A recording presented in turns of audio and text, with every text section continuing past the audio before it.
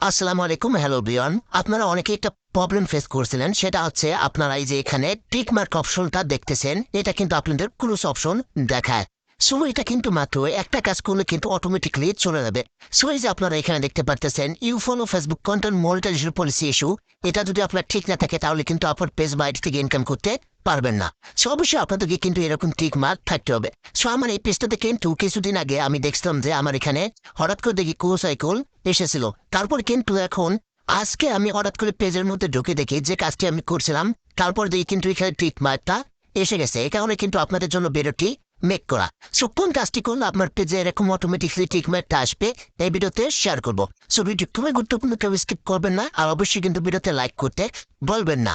So এখন আপনাদের মনে প্রশ্ন থাকতে পারে, ভাই কোন কাজটি করলে আমার পেজে বা অন্যদের পেজে এরকম টিক মার্ক আসবে। সো প্রথমত আপনারা চলে আসবেন আপনাদের ফেসবুক পেজে বা আইডিতে যেখানে সমস্যাটা রয়েছে।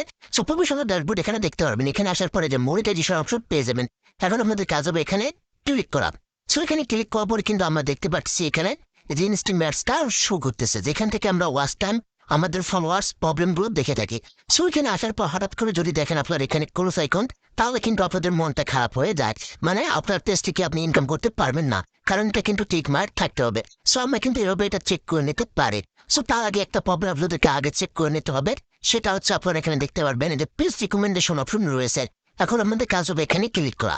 এখানে ক্লিক করে লাস্টে আপনি দেখতে পারবেন মনিটাইজেশন। এরপর আপনাদের কাজ হবে মনিটাইজেশন এখানে ক্লিক করা। মনিটাইজেশনে ক্লিক করার পর কিন্তু আপনাদের ক্ষেত্রে কিন্তু যে ইস্যুগুলো শো করে এখানে, ওইখানে লিমিট অরিজিনাল অফ কন্টেন্ট থাকে বা আনঅরিজিনাল কন্টেন্ট থাকে। এই দুইটার মধ্যে যদি কোনো একটা থাকে তো অবশ্যই কমেন্ট করে জানাবেন। আর যাদের ক্ষেত্রে দুইটা ইস্যু করতেছে তারাও কমেন্ট করে জানাবেন। সো তার মধ্যে আবার আপনারা দেখতে পারবেন এখানে এই যে রিকোয়েস্ট আনাদার রিমুভ অপশনটি থাকে। যাদের আনঅরিজিনাল কন্টেন্ট আছে, লিমিট অরিজিনাল অফ কন্টেন্ট আছে এবং রিকোয়েস্ট আনাদার অপশন আছে, তাদের জন্য কিন্তু খুব সহজ হবে।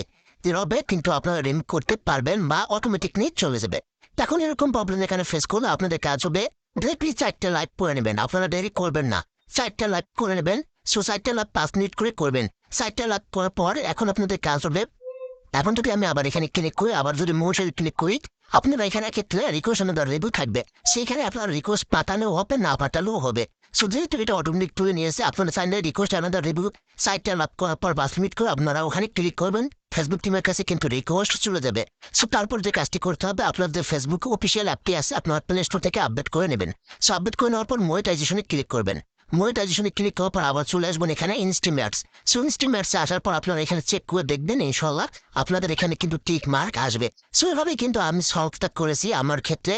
আমি দেখছি যে আমি 4টা লাভ করেছি এবং আমি রিকোয়েস্ট এবার রিভিউ কিন্তু ক্লিক করিনি। তারপরও দেখি আমি মানে অফিসিয়াল ফেসবুক অ্যাপটি আপডেট করার পর দেখি হঠাৎ করে কিন্তু আমার এখানে টিক মার্ক এসে গেছে। তার মানে অটোমেটিকলি তারা দিয়ে গেছে। সো অবশ্যই আপনাদেরকে প্রমাণ করতে হবে যে এটা আপনার পেজ, আপনার আইডি।